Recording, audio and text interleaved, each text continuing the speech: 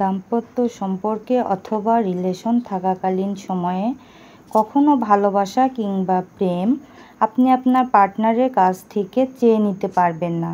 জোর করে কাউকে সামাজিকতার ভয় দেখিয়ে কিংবা সন্তানের অজুহাতে আপনি কাউকে আপনার জীবনে ধরে রাখতে পারবেন, কিন্তু আপনার সাথে বাস করেও মানুষটা এক আকাশ দূরত্ব থাকবে। আপনার কাছে সে মুখোশে নিজেকে ঢাকলেও সে নিজেকে মেলে দিবে তার কমফোর্ট জোনে। ভালোবাসাহীন একসাথে থাকা মানে নিত্য জলে গুলে স্লো পয়জন খাওয়ার মতো, জীবনটা বিষাদ লাগে।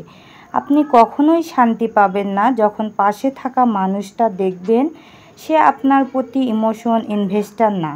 আপনার জন্য হয়তোবা মানুষটা নিজেকে নিয়ন্ত্রণ করবে, কিন্তু আপনার অগোচরে সে তাই করবে যেটা তার মন চাইবে। হঠাৎ যখন দীর্ঘমেয়াদী সম্পর্কে চিড় ধরে তখন আপনি তৃতীয় কাউকে দোষ দিতে পারবেন না, কারণ মানুষ মাত্রই সম্পর্কে ম্যাজিক পছন্দ করে। মানসিকভাবে সে এস্টাবলিশড খোঁজে। আপনার সাথে অনেক দিন থাকার পরও যদি হঠাৎ দেখেন সে বদলে গেছে, তাহলে বুঝতে হবে সে নিজেকে গুটিয়ে নিয়েছে। আপনার পাশে থেকেও অন্য জগতে সে বাস করে। শারীরিকভাবে বাধা যায়, কিন্তু মন তো আটকানো সম্ভব না। সম্পর্কের বন্ধুত্ব ও ম্যাজিকটা শেষ হয়ে গেলে তখন একে অপরের উপর বিরক্ত চলে আসে। তখন মানুষ তার নিজের জগৎ আলাদাভাবে তৈরি করে। আমি পরকীয়া ও ইহকীয়া বুঝি না। মানুষ যখন মানসিকভাবে যার কাছে শান্তি পায় সেখানে সে নিজেকে জমা দেয়। সেখানে কেউ আপনার পার্টনারকে ছিনিয়ে নেয় না, কেউ জাদু করে টেনে নেয় না, কেউ বনে করে নেয় না।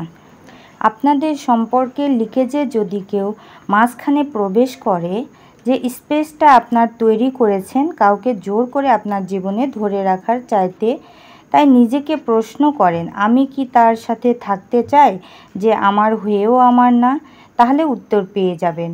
আপনার অনেক এফোর্ট ও প্রেম থাকলে মানুষটার প্রতি তবু যদি সে চিটিং করে, তবে ভেবে নেবেন সে আপনাকে কখনো ভালোবাসেনি অথবা তার চরিত্র খারাপ, তাই সে নিজেকে অন্য জায়গায় ইনভেস্ট করেছে।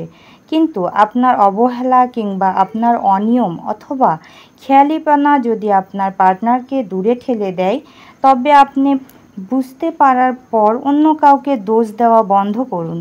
কারণ আপনি নিজেও জানেন আপনার সাথে কেন ঘটেছে, সে মানুষটা কেন মুভ অন করে গেছে। কারণ মানুষ মাত্রই নিজের জন্য প্যাম্পার চায়, রেসপেক্ট ও কেয়ার চায়। সে মায়াটা খোঁজ করে যেটা সে তার মায়ের কাছ থেকে পেত। মানুষ বড্ড ভালোবাসার কাঙাল, আর সেটা যদি সে আরেকটা বিশ্বস্ত মানুষের কাছ থেকে পায়, সেটা সে গ্রহণ করবেই। তো বন্ধুরা, আমার এই গল্পটি একটি পেজ থেকে নিয়েছি। আপনাদের যদি গল্পটি ভালো লেগে থাকে আমার ইউটিউব চ্যানেলটি সাবস্ক্রাইব করবেন এবং ফেসবুক পেজটি ফলো দিয়ে লাইক, কমেন্ট, শেয়ার করে আমার সাথে থাকবেন। সবাই ভালো থাকবেন, আমার জন্য দোয়া করবেন। আল্লাহ হাফেজ।